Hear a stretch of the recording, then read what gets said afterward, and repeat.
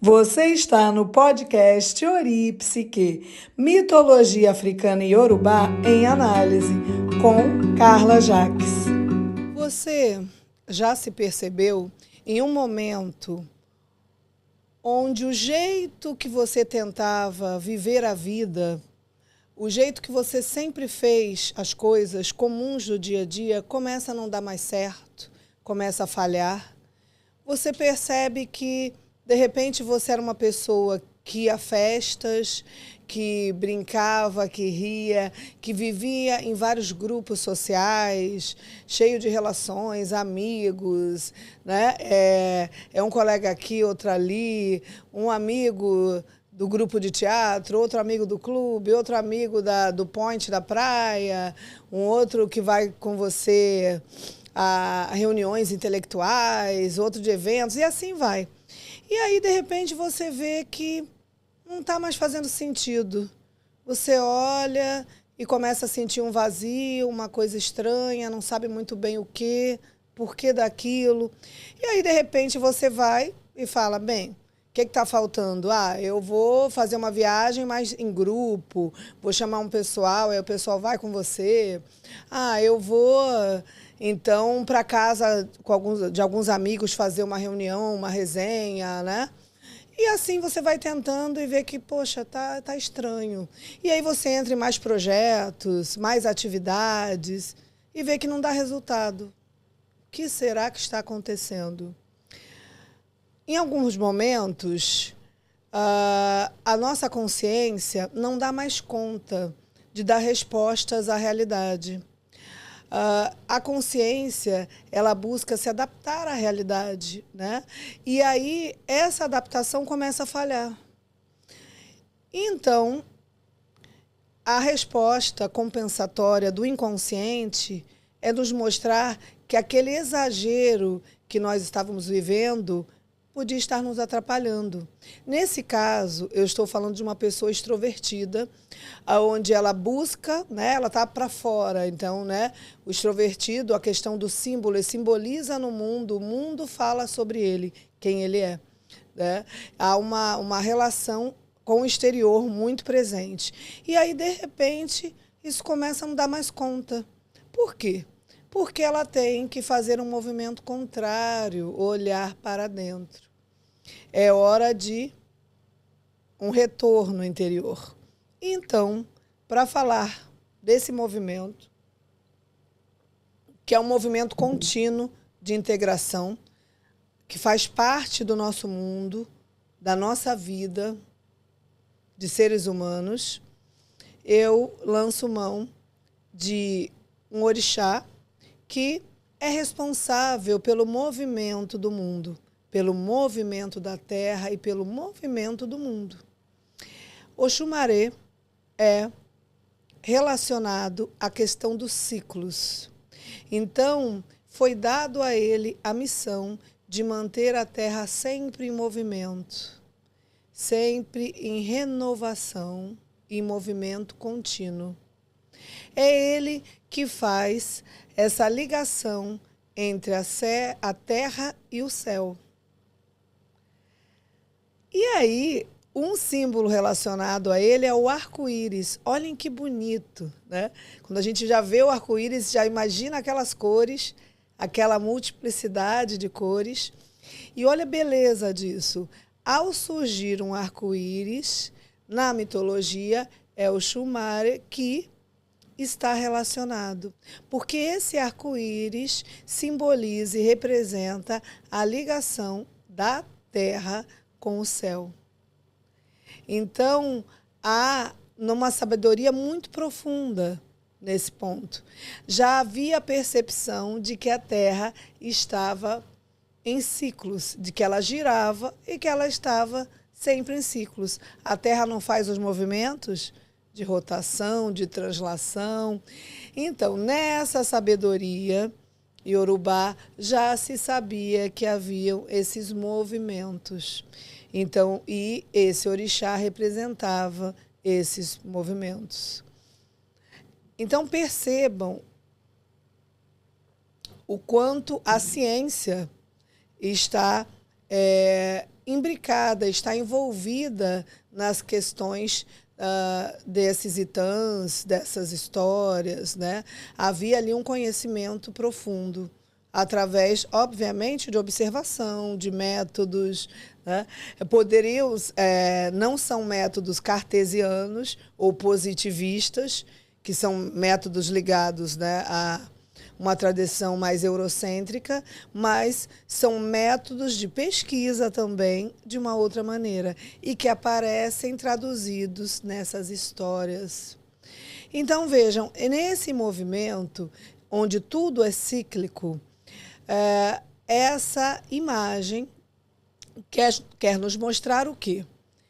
Que em tudo na nossa vida, assim como na Terra, né? Por exemplo, na plantação, você começa, planta uma semente, ela vai crescendo, ela passa por uma fase e muitas vezes depois morre aquela planta e aí se renova, né? E as coisas são contínuas, você planta de novo, outras elas brotam novamente, dão flores, florescem de novo a cada ciclo, inclusive relacionado às estações do ano.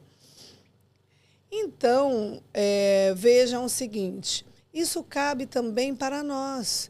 Não há uma desvinculação entre nós e a natureza. Nós, seres humanos, somos a natureza, é óbvio. Nós somos feitos de matéria química, né? Nós somos, né, poeira de estrela, né? Então, a gente faz parte dessa natureza também. Nesse sentido, quando a gente não faz um deslocamento, quando a gente não faz uma cisão, e nessa mitologia não há uma cisão entre ser humano e natureza, há sim uma percepção de que convivemos e de fazemos parte, na verdade, né? Então você percebe que esses mesmos ciclos fazem parte de nós.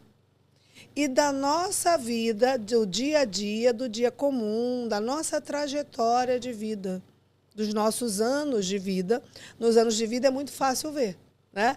A criança, adolescente, o adulto, o idoso, e aí fecha-se um ciclo. E esse ciclo vai recomeçando através de outras pessoas, de uma outra forma. Agora, na vida de cada um de vocês e na minha vida, isso também acontece. De que maneira? Há sempre um ciclo onde você começa algo, há uma queda, há uma transformação e um retorno. Então, Oxumaré nos mostra que há sempre esse começo, essa queda, a renovação e aí o retorno. Eu fico pensando na época que eu dava aula para o curso de administração e uma das disciplinas era comportamento organizacional. E aí nós estudávamos a teoria de sistemas, né? A teoria de sistemas é uma teoria que vem da biologia e depois ela vai sendo aplicada a outras ciências e depois ela é do século XX, vai sendo aplicada também às questões da psicologia e do comportamento humano em geral. E o que isso fala? Fala que o sistema, né, que a partir da célula, todos os sistemas são abertos, né? Então, um ser humano é um sistema aberto, uma organização, uma escola, uma empresa é um sistema aberto. E esse sistema, por ser aberto, ele sofre influências no meio, é óbvio, né? Nós influenciamos o meio e somos influenciados por ele. Nessa questão de sofrer uma influência, a entropia, todo o sistema tende a entropia. O que é entropia? A queda, né? É o desgaste, é a ruína, é quando não está bem, algo tem que ser feito. E aí, nessa teoria, é uma teoria, óbvio, toda teoria é prática, e essa é extremamente prática, né? Claro que existem algumas que são de racionalização e tal, mas nesse caso eu estou falando de algo prático. A necessidade de uma homeostase. A homeostase é o reequilíbrio do sistema. Então, alguém tem que intervir para reequilibrar. Vamos falar de exemplos concretos. Quando você está com um problema na sua vida para resolver na sua casa, se você não faz algo, o problema se resolve sozinho? Aí eu te pergunto, Se alguém tiver algum que se resolveu sozinho, conta aqui embaixo, me fala para eu saber. Mas se o problema é sério, sozinho ele não se resolve. Às vezes a gente vai taponando o problema e tal, mas ele volta. Então alguém tem que fazer algo, você, né? Ou alguém tem que ter uma intervenção para que haja uma homeostase. Então, voltando para essa questão do ciclo, isso tem a ver com o quê? Com a queda. A entropia é a queda. Então, nesse movimento contínuo e nessa rotação, nós temos que olhar para esse arco-íris que nos liga, que liga a Terra, o concreto, ao aéreo, que é o céu. Eu não posso ficar, de repente, só com uma solução muito pautada na razão, no método. Muitas vezes eu tenho que pegar uma solução pautada em ideias, em inovação, em renovação, e assim conseguir resolver a minha questão central, o que está me atormentando. Então vejam que muito do que a ciência dita moderna ou contemporânea fala já estava traçado há milhares de anos nessas imagens, nos itãs, tudo isso, e de uma outra maneira. Mas já se falava dessa questão do sistema, do ciclo, que tudo passa por uma renovação. Uma outra coisa interessante é que, se nós ficarmos presos em alguma coisa, isso tende a não dar certo. Em que sentido? Osho Maria nos mostra também que nós temos a necessidade que, na nossa vida, que tudo se renova realmente. Então, mesmo a dor, uma hora ela se renova. A alegria, ela passa. A gente não pode ficar apegado a um determinado estado de vida, a um determinado sentimento, uma determinada situação. Por mais que as coisas pareçam iguais, elas nunca são iguais. Há sempre uma renovação. Você tem um momento feliz no seu dia e você, de repente, tem uma outra situação que te aborrece e você precisa ter flexibilidade para lidar com isso. Então, o ensinamento que vem daí é um ensinamento ligado a sermos flexíveis. Você não vai perder o seu jeito de ser, a sua personalidade, não vai se esvair se você trouxer mais flexibilidade para a vida. A rigidez em excesso tende a trazer dor, o excesso de rigidez. Então, trazer uma pitada, um pouco de flexibilidade às nossas relações, aos nossos convívios, tende a nos ajudar. Estava me lembrando agora daquela frase aí que está no lugar comum, que o pessoal fala da síndrome de Gabriela, eu nasci assim, eu vivi assim, eu morri assim. Isso já é antigo, né? Então, muitas vezes, você pode estar tentando o mesmo método para resolver a mesma questão. Isso não dá certo. Às vezes você tem que pensar fora da caixa, às vezes você tem que aceitar a renovação, às vezes você tem que mudar alguma coisa na sua vida, deixar o novo entrar. Às vezes você muda 20% e isso já faz uma diferença. Então, é sobre esse movimento que nós estamos falando aqui, sobre essa renovação. E aí, falando de mudança, isso dá para se aplicar em todas as áreas. Pensem numa empresa. Tá? Pensem, por exemplo, nas empresas de som. Da época que se passou do vinil para o CD. Depois, do CD, nós fomos para a questão de ter um MP4. E aí nós fomos indo e chegamos nessas, por exemplo, no Spotify, em outros locais onde a música fica ali e ela é disponibilizada para nós. As empresas que ficaram rígidas quanto à mudança se tornaram obsoletas. Elas não conseguiram se adaptar à realidade. E aí, de repente, algo que parecia tão sólido, que era extremamente rígido, ruiu. Por quê? Porque não houve flexibilidade, porque não percebeu que tudo na nossa história passa por esse ciclo de início, crescimento e de queda, que é a entropia, e de uma renovação para que haja um retorno. E esse movimento é contínuo. Também isso se aplica à visão de tempo. O tempo, para essa mitologia, ele não é linear. Há, né, uma linha, porque na visão eurocêntrica ele é linear. Começou hoje, vai acabar amanhã e tal, né? Fica uma linha reta, desde quando eu nasci até o dia de hoje. Não, o tempo é visto como cíclico. Há sempre um começo, um meio e começa-se tudo de novo. Um começo, um meio. Então, é visto como ciclos da vida. O dia é um ciclo. Por quê? Porque há exatamente essa integração com a natureza. Né? É uma visão extremamente sábia. Nós não acordamos, aí o sol nasce, depois ele se põe. Então, isso é um ciclo. O próprio movimento que nós visualizamos no horizonte nos mostra esse ciclo. Né? Ele vai nascer e depois vai se pôr, vem a noite, vem o dia, e nós vamos ciclando dessa maneira. Quando a gente traz essa visão cíclica para a nossa realidade, eu entendo que isso nos ajuda, inclusive a passarmos de uma forma melhor pelos momentos de queda. O momento de queda não é fácil. Um momento onde você perde um emprego, um momento onde você está em crise num relacionamento, você perde um amigo, ou você discutiu com um amigo, ou você o processo de envelhecimento, o processo de crescimento dos filhos, né, de saída de um filho de casa.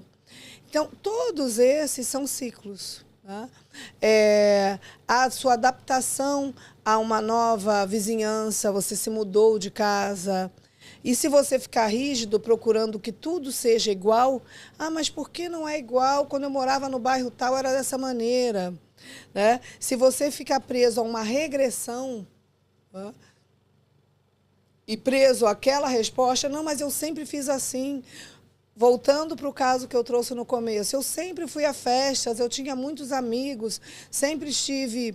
Me lembrei agora de uma determinada pessoa, que ela foi uma pessoa que sempre esteve em grupos, uma pessoa extremamente extrovertida, uma sensorial extrovertida.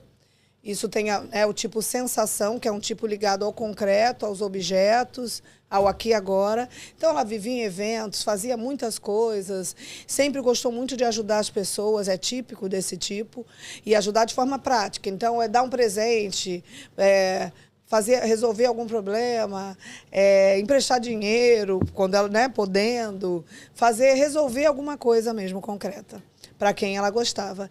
E aí, ela passou por algumas perdas difíceis, tá? Então, veja, quando você passa por perdas, e aí, de repente, ela olhou e nada mais fazia sentido. Estar naquelas festas, aqueles eventos, ela continuou indo, mas ela estava ali, sorria e por dentro... Mas que é isso? Quem são essas pessoas? Ela começou a olhar várias das pessoas com as quais convivia meio com descrédito. Era assim, eu não enxergava isso. Então, ela começou, é muito interessante, ela começou a ficar um pouco mais em casa, mas se sentir estranha, porque não era o habitué dela, não era habitual. E aí ela começou a fazer crochê. Olha que interessante. Começou a fazer crochê, retomou algo que ela... Na verdade, ela nunca tinha feito. Ela tinha visto pessoas fazerem e começou a fazer. Aí foi fazendo bolsas, foi fazendo coisas. Ela começou a ter momentos de silêncio, de estar sozinha, sabe? De olhar para ela mesma. Porque até o olhar dela para si era um olhar pensando na roupa que ela vai comprar para a festa que vai ir, no cabelo que vai arrumar para tal coisa, né? Sempre pensando no movimento exterior. E então ela se voltou, começou a fazer um artesanato, fazia algo, e começou a perceber uma certa renovação. Que, na verdade, ela precisava o quê? ficar mais ensimesmada, tá? E com esse movimento dela olhar para dentro, houve um crescimento dela como ser humano. Houve uma ampliação da sua personalidade. E aí ela pôde, sim, voltar para alguns grupos, selecionar melhor os locais onde ela gostaria de estar, os grupos, os momentos. Pôde também, mesmo estando, ver com quais pessoas ela poderia se abrir, com quais não poderia. Ela começou a filtrar melhor e a realizar as suas atividades de dia a dia de uma forma mais inteira, vamos dizer assim, mais completa. Então, é sobre esses ciclos e esse movimento que nós estamos tratando aqui. Vejam,